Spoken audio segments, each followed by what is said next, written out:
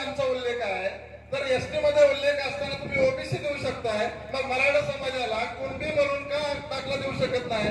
तर एक मोठा प्रवर्ग जर ओबीसी मध्ये येत असेल मराठा समाजाचा, मराठा समाज हा महाराष्ट्रामधील एक नंबरचा समाज म्हणजे आमचा थोरला भाऊ आम्ही समजतो. मान्य आहे का तुम्हाला आमचा थोरला भाऊ? मी धनगर आहे. मग आमचा थोरला भाऊ जर ओबीसी मध्ये मागत असेल तर आम्ही का पाठिंबा देऊ नये? आणि जर आमची मागणी एसटी मध्ये असेल, आमची मागणी एसटी मध्ये असेल तर तुम्ही पाठिंबा देताय का? हा मग मोठा प्रवर्ग ओबीसी मधनं जर एसटी मध्ये जात असेल तर एक मोठा बॅकलॉग करून निघेल मराठा समाजाने. याला काय हरकत आहे? ही माझी भूमिका आहे. एक मी आरेवाडीचा धनगर आहे, आमच्या इथं सुद्धा मेळावा होतो, दसरा मेळावा. का तर आम्ही एसटीच्या आरक्षणाची मागणी करतोय, मराठा समाजाला विरोध केलेला नाही. ही माझी भूमिका स्पष्ट करण्यासाठी मी इथं आलोय.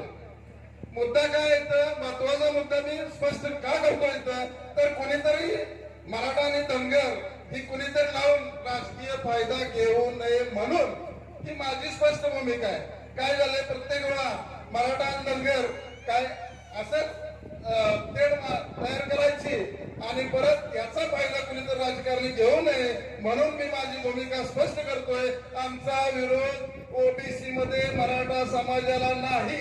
आणखीन एकदा सांगतो, कारण काही मुद्द्यावरती काही लोक चुकीच्या पद्धतीचं स्टेटमेंट देऊन लोकांची दिशाभूल करतायत, त्यांच्यापासून सावध राहा. ही माझी भूमिका आहे.